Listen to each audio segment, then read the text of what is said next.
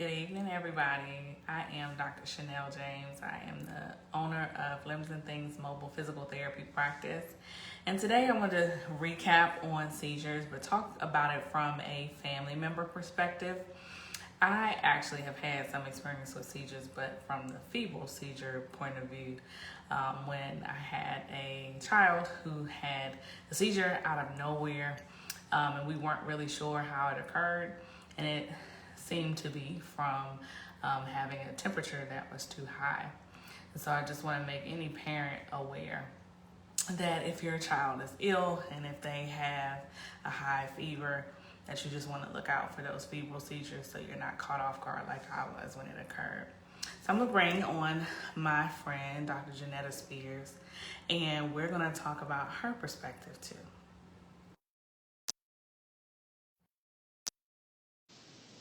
Hey, how are Hi. you?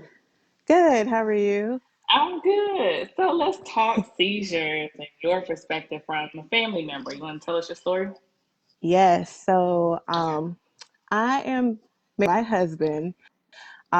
We've known each other since we were 16 years old. So Okay. he's been my best friend since we're 16, and he actually has epilepsy. Um, Mhm. he's had it since he was about 3 years old. So it's kind of been something that he's been dealing with all of his life. And so with epilepsy, or what I've learned, because we've known each other for at least 16 years, and I've experienced a lot of episodes with him, seizure episodes.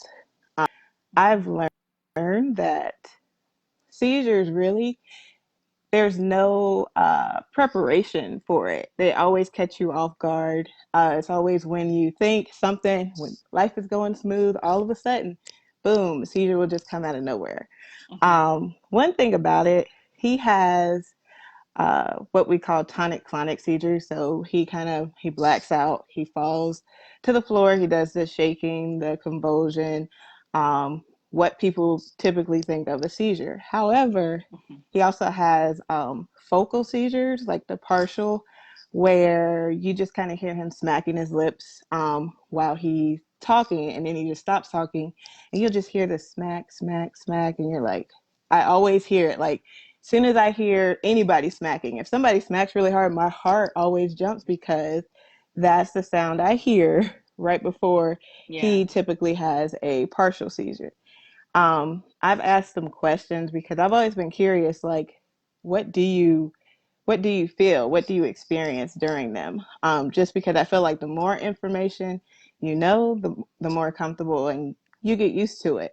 Um, but many times his memory is gone. So what happened that led up to the seizure and after that, he remembers nothing, which is pretty scary. If you can only imagine, you're doing something, and then the next thing you know, you wake up and you're at the hospital, or you wake up, there's tons of people looking at you that you don't know. And he's like, that's Mhm. probably the scariest part, is waking up and you have all these people just staring at you or looking concerned. And he's sitting there trying to figure out what happened. Um, but then later on, he feels it in his body. Typically, when he has a seizure, it's like he has it, but it takes a week for him to recover. He'll be dizzy. He'll still be a little off Mhm. sometimes, and um, it's always a mystery. I feel like just when you think you get a handle of it and you get the rhythm, sometimes it presents differently. One time I walked in and he was fixing the TV and he literally just froze in place and he couldn't sit down, he couldn't talk, he couldn't say anything. Mhm. And I'm just sitting there like, hey, are you okay? Are you okay? And like he couldn't do anything. All I saw was a tear go down his eye, and I'm like, okay, so this is another seizure just presented itself in different forms. And that's one thing that's interesting, is that seizures present different for everybody. Um, Yes. I work with a lot of kids who have them, and some kids, it's a smile. Just when you think, oh, she's smiling, but when she's smiling, she's actually having a seizure. Or you hear somebody call Yeah. out something random, and you're like, what are they doing? And it could actually be them having a seizure. Or just facial twitching, even something as minimal as facial twitching, staring off, absent seizures. There's so much when it comes to seizures. Right. Now, have you seen where there have been instances where you can actually pinpoint something that is occurring that's making that occur? Like if the lights are on, if there's a specific sound that's Yes. heard, So is that okay? that is yeah, that is actually the key to managing your seizures. So since I'm a physical therapist, I am really big on documenting everything that happens. And so that's one thing that we started doing when we were together. So I tried to take notes, tried to figure out what is his triggers that cause this to happen. Um, Mm-hmm. Learn from him. It's almost like a 5-day half life.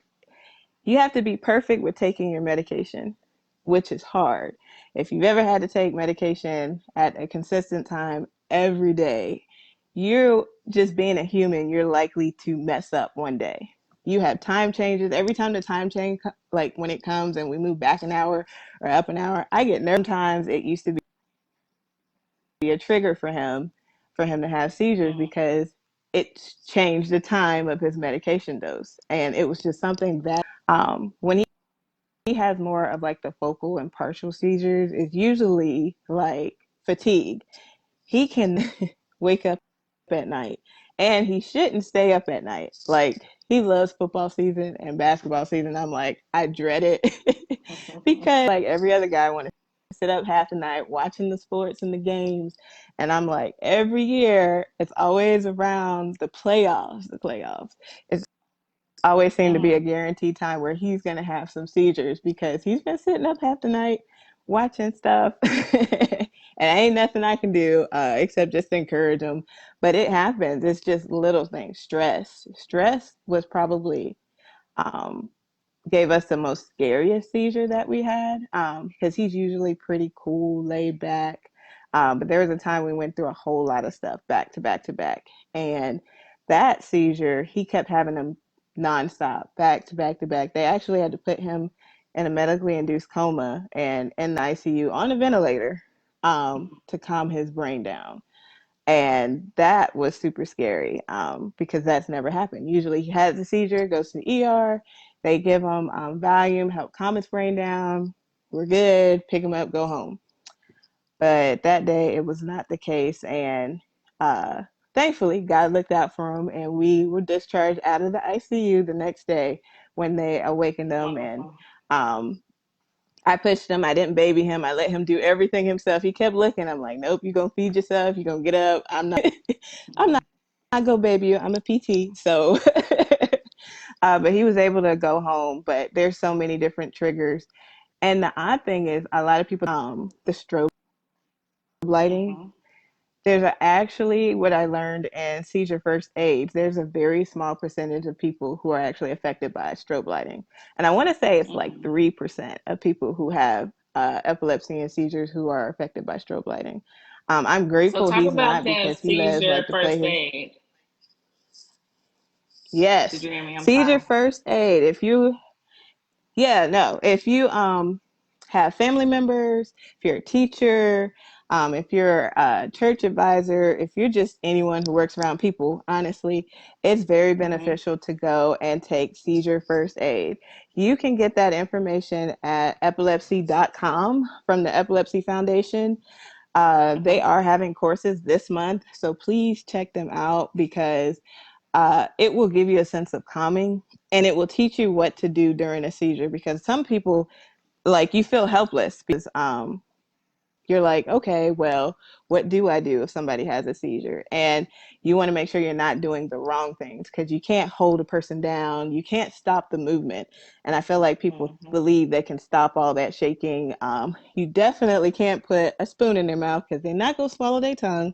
It's going to stay Right. right there. They will bite it up. It will get injured, um, but the best thing usually to do is position them on their side, um, protect their head. You want to protect their body. So if you see someone having a seizure and they're standing up, you can possibly slow that fall down versus Mm-hmm. letting them just fall.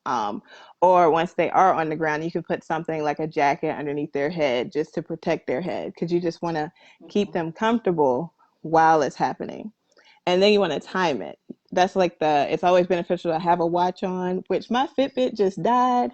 So I feel naked. I don't have my watch on. But the first thing that I look at, as soon as I see somebody having one, I look at my watch to catch the time to start timing. Because Mhm. if it's longer than 5 minutes, you need to call the emergency room. However, I've noticed people who don't know about people who have epilepsy, they are not always trying to go to the ER. Um, Typically, people who have epilepsy end up with a lot of unnecessary medical bills because, which is great, a stranger saw what happened and they called 911 immediately. And they get out of their seizure, and this person knows that they have epilepsy and they have someone there to take them home and care for them. And so it gets tricky because those ER costs, when I tell you, it goes up and it gets tricky. My husband, he sometimes he gets upset when people, if he's working and they call and tell him to go. He works at a hospital and they tell him to go to the emergency room, and he's just like, I'm okay, I'm fine. I just need to sit down, or I just need to do this and that. And no one believes them. And because they're scared, because it's a scary thing. So I feel like the more information we know, Right. the better, I think, for everybody. Right. So Yes. talk I about, know it's a whole lot. I'm like, sometimes we have, go ahead. Sometimes we have people oh, no, you're who good. have the inability to drive because they have epilepsy. Is that something that you guys have experienced? Hmm. Any driving restrictions? Yes.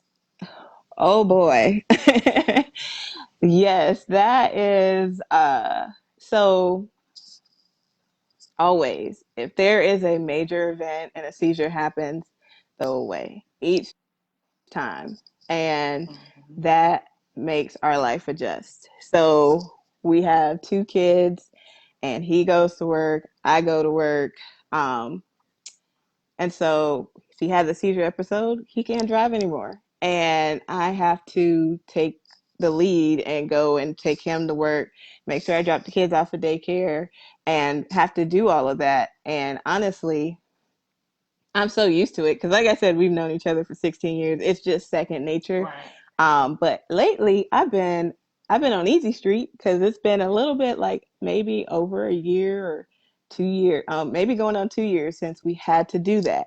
And so, Wonderful. but it happens. They have seizures, and you get your license stripped for 6 months. It all depends. The best way the I guess it increases your chances if you know what caused the seizure. If you don't know what caused it, your doctor's not going to let you drive until we figure out why you're having these seizures. So it's always, Hmm. that's why it's really good to figure out those triggers, because if you go to your doctor and they're like, so what happened, and you just like don't know, they're just gonna they're going to take those license. And so I'm like I always feel like a medical lawyer in there. And she's like, what happened? And I'm like, this happened, which led up to this and that. And could Hmm. we get the time reduced to 3 months? I'm like, because I know he's going to be okay. And it usually works, which is good that my doctor listens. Right, And right. that we can kind of get through that process. But it's so hard because we never know. And I do majority of the driving. If we are all together, that's the plan. I always drive, um, just because you just never know sometimes. For all I know, one day his body will randomly start doing it for some reason that we don't even know. Or he had a lot, especially when he went through like this adjustment, puberty adjustment, and all of that. Um, and he got like bulkier and started lifting weights. But with increased weight, your medicine doesn't work as well. And so you have to change the medicine. But Right. usually you find out Hmm. by you having a seizure, and then you're like, okay, back to square one. Let me go figure out another dose. And so, yeah, it is Hmm. very real. This is good information you're sharing. I think people just don't know how driving is affected, how weight can affect your medication management. And that's not just for seizures, it could be for any medication you're taking. If you've had Yes, increased weight gain, even if you've lost weight. yes. Even if you lost weight, because we've had the reverse effect too, where he had too much medication in his system and he could barely walk and he didn't know what was wrong. he couldn't walk because he was so dizzy. And we kept trying to figure out, well, we had the medication change. What is it? Because so I start, I'm digging, looking at the side effects, like what is going on? And Right. come to find out it was just too much for his body. And so when he tweaked it, we were able to finally get him out of the bed and good. And even little things like you don't think of someone getting the stomach virus. That's so common where your kids bring you the stomach virus and people are throwing up and everything. Someone who has epilepsy and relies on their medication, when that happens, I always know that half-life of the medication is going to go down, and possibly 5 days later or 4 days later, he might just have a seizure. And those are things that you wouldn't even think about, like just getting the stomach virus. We're concerned about just trying to stop throwing up and everything, but Right. if you can't digest your medication, that will happen, and it does. And so I had talked to his doctor just to get a backup medication, and she said, yes, that's actually a great idea, just in case that happens, because you just never know. Gotta be an advocate too. So I'm glad that he has you as an advocate. Yes, Yep. yes, yes, That is yes. so true. Yep. Is there anything else It's that you think you want to share? Oh, let me ask you a question because I know you're talking about half life, and we oh got some people that really may not be oh aware of half life. So if you want to share that physical therapists have to know about yes. So pharmacology as well. yeah, so when I'm referring to half life, I'm just pretty much talking about uh, how long it takes for the medication to take effect into your body. Many times, doctors they prescribe things in like small dosage, and you're wondering why after 10 days I got to increase it, or after some days I got to increase. It's because it takes a minute for that medication to actually start working and showing in your body. And so for him, he takes it every day, but if he misses one day, because of that half life, that pill doesn't necessarily take effect until like a couple days later. And then we had that gap where he has no medication in his system, and then that's when that would happen. I saw that there was a It looks question like we have a about has it question. manifested Yeah. in. Yeah. So far, God has been looking out. We have not seen any seizures. Um, Nothing has shown up in our kids, and we're believing God that they will be all right and okay. And because you never know, and there is like a family history in there. So some Hmm. people have like cousins or parents, and so there is that possibility of seizures being passed down. But since it's such a mystery, I'm just gonna believe God and leave it be. And if it does happen, it does, and we just and if it doesn't, I'm just gonna be thankful and grateful to God that they are a okay. Right. Same here. Yes. Yep. Well, if there are any other questions, we see we have a couple people watching. You can feel free to put them in the chat. But I want to thank you so much for your time. And I really do appreciate you sharing all the information that you have Yes. from a family member perspective. Because a lot of times we just don't know.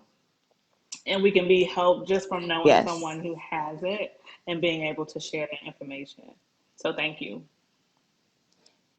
No, thank you for having me. I'm always willing, Sure. especially seizures is really like on my heart. So I'm like always sharing with people that I know and telling any and everybody I know that about them to just to help encourage, because it's very scary, and it's a very helpless feeling when you have someone who's having a seizure and there is absolutely nothing you can do about it to stop it.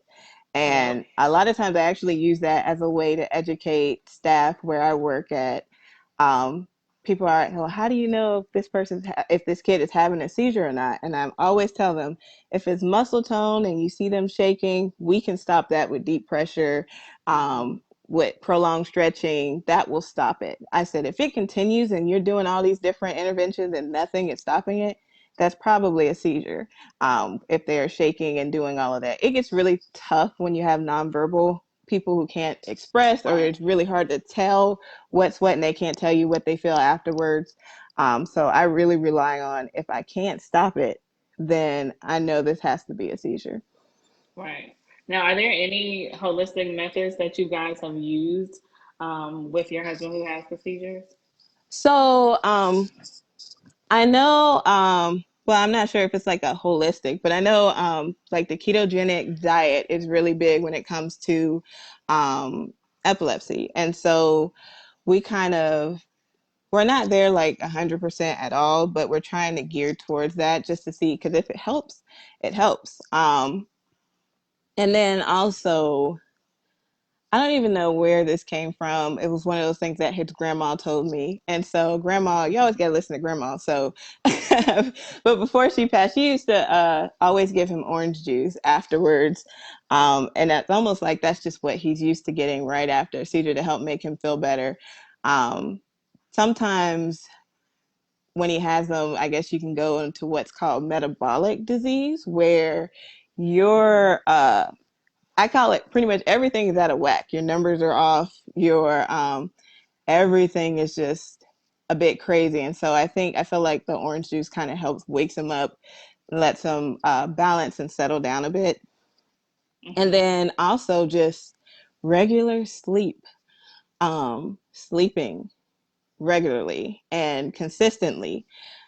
His doctor, when we had our babies, when I had my son first, she told us he can't help at night. And that was probably the hardest news he had to hear, because this man would love to help at night. He Mm. wants to.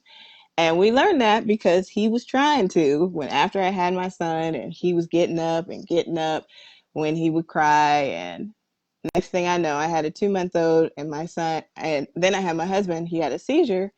And I'll never forget that day, because it was a pretty bad seizure, because he when he woke up he didn't know who I was, and he didn't know where he was, Oh, and he was wow. barely scared. Mm. And so I had him who was looking at me like, okay, I might come after you. And then I'm like, I got my 2 month old baby, and this is my first baby in the other room. And I'm like, what do I do? I've always been used to dealing with it with just me. Now I had me and a baby. So, Mm-hmm. and I'm like, okay, Right. what do we do? What do we do? And so after that, we learned, even if crying, I tell him, I say, you have to stay asleep, because many times his seizures occur at night. And she said she didn't want what could happen if he goes and picks the baby up in the middle of the night and might go into one. And it's like, Right. you don't want to think about those things, Mm-hmm. but we have to play it safe, just because we don't Right. know. It's so random. You just really don't know. And so sleeping has really, it does his body good when he goes and gets a full night's rest regularly. When it gets thrown off, nope. I see. There are studies that show that. Oh, yes, yes. Marijuana, CBD. I see CBD or marijuana definitely has been helping with seizures. The tricky part is there's so many different types of seizures, causes, that it's one of those things now that doctors are going to. I'm noticing, especially a lot with my pediatric kids, they Mm-hmm. will try it out to see if it will help or reduce. But it's so hard to tell, because some of these kids, they have so many seizures, like hundreds a day, Mm-hmm. 20, 25 a day. And you're just like, how does someone, I can't imagine what that feels like for your brain to Yeah, go me through that. neither. And um, trying to determine if it's helping when these kids might be nonverbal and they can't tell us, if we can't tell if they're feeling better. But yes, I've read a lot of positive things on CBD oil. I feel like if it helps, the less medication, the better. But also, you also want a quality of life. So Mm-hmm. um, if it's not helping, I always tell people it's okay. It's okay to be on medication to help you have some sort of quality of life. You don't want to spend your time. I know people, they've been waiting to get their license. They hadn't gotten it because you can't get their license until you're at least seizure free for a year. And so for some people, that's really hard. And Right. my husband, he averages about, he's gotten better. It's like a year and a half it will happen. And so it's really hard to maintain that. And when you do, it's great. Right. But when you don't, people get into that position where you're like, I need to find something. You just want something that works. Um, but then you have the side effects, which is so tricky. That's why I speak of quality of life. Some people they take medication and then they're super tired all the time. They can't get up, but their seizures stop, but you can't do anything. Or you're super sedated. We actually had that experience when, after I had my second child, Joy, um, he had a seizure the week prior to me having her. And doctor changed medication, but this medication has some serious side effects when you first change it. And he was like a zombie. And it was so scary because I had my health issues as well. And so we were both in a bad space. And he was so flat. Like, no, he was trying to be happy. He kept saying he was happy, or he kept saying things were funny, but he was so flat. And I couldn't figure it out. And it was like that for a whole 2 weeks. I kept telling myself, be patient, wait until this stuff really, really gets in him. And then finally he leveled out. But boy, it was tough. I can only imagine. So, what advice would you give to caregivers of someone who has a history of seizures? What would you tell them? I would tell them to keep track of what was going on prior to them having a seizure. Mm-hmm. Also, if it's something, and even as far as what was done the day before, did somebody try something new? Did they try some seafood? Did you try some new shampoo? It's crazy the small things that could trigger smell, anything. You have to really dig deep. But the more you know about those triggers, the better it is for the person having epilepsy for managing. Also, um, you want to make sure they're getting adequate sleep. And it's tough because you're trying to tell, if it's an adult, a grown adult, like, hey, Mm-hmm. you need to go to bed, but they're Yeah. not gonna listen. So, but making sure they're getting adequate sleep. If they have one, to just make sure the area is safe. So if they're on their bed, you can help keep them to stay on the bed. If they are on the floor, or if you see them standing up, if you can lower them to the floor, that will help. Just trying to protect their body, their bones, because you don't want them to injure themselves during the process. Also, always have a watch or a clock nearby so that you can time them. Because once it does get past 5 minutes, that's when you're going to want to call the emergency folks so that that doctor can see them. Because sometimes the medication itself won't be enough to take away to stop the seizure. Sometimes they need something stronger to calm their brain down during that time.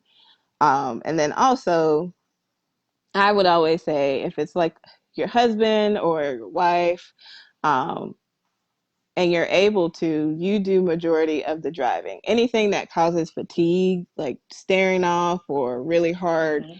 focus, if you take that part on, it actually makes it a lot easier for them to kind of put their energy towards something else, or just to kind of keep everybody safe, because seizures do happen while driving. And Mm-hmm. we've had that experience twice, I want to say. And we have a whole system of anytime he leaves the house and when he gets to his destination, I have to get a text. We track each other so that we know Mm-hmm. where we are. And ever since we started that system, it has always worked. The days that he did not call me in the morning, because he goes to work super early, and so the days he did not call, like, I would wake up, like my body would just feel off. I would wake up in a panic, and I'll just look at my phone and flip through, and I'm like, he hasn't texted. So then I go and I see where his car is. And so I see where it is on the interstate or wherever it is, and then I keep refreshing. And if that car is in that one spot, I know to go ahead and get up and start heading that way. Um, because it could happen. And we actually practice. Some people have auras and they know what happened. Right. I guess it's like a warning before the seizure. And so he has them. And so I tell him, if he has that feeling, he sees that flashing light, that's usually his, to put the car in park. That is the one rule we have. And if you see a flashing light, if you have that aura, put the car in park. I said, after that, I said, I at least know if your leg got locked in the gas, that it's not going to go anywhere. Because that's always been my fear. And he's done it the 2 times that it happened. He has done it. And his car would just be just off the road, and a nice Samaritan or somebody would call, because I can only imagine how what that would look like driving, Right. and just seeing a car veer off. um, and then one day he had one, and he was right there at the emergency room. He had it right in front of the emergency room, turning in to go to work at the hospital. And he put it in the park, and so it just kind of veered off, and then it stopped when it hit the curb. And so each time I'm like, that protects you and somebody else. Because I That's for just, sure. yeah. So that too, if you have auras and you drive, if you feel that sensation, put it in park. You just push Right. it And it all the sounds way like up. you need a routine, like you just said, too, Yes, just in it's case.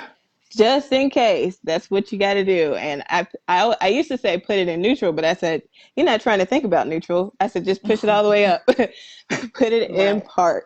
I said, the car's still not going to go anywhere. So it's okay. Yeah. Well, I thank you so much, Dr. Spears. If you are in North Carolina, you want to give your Yes. handles. Yes, so I am in North Carolina in the Raleigh area. I'm currently doing telehealth PT evaluations to assist with equipment.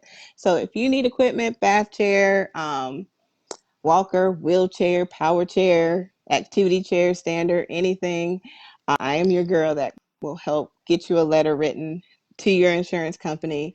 And I work with all vending. So just let me know. Come find me. I do have a page on Facebook, Jeanette Spears, PT, DPT, LLC, which I guess I can probably put down here. This is actually my first time doing like a dual live. So, but yes. So thank you guys And so much. let's see, I'm Again, over my here name is like, Dr. Chanel James, and I am the owner of Limbs and Things Mobile Physical Therapy Practice. And hopefully this information has been helpful to you. Thank you, Dr. Spears. See you later.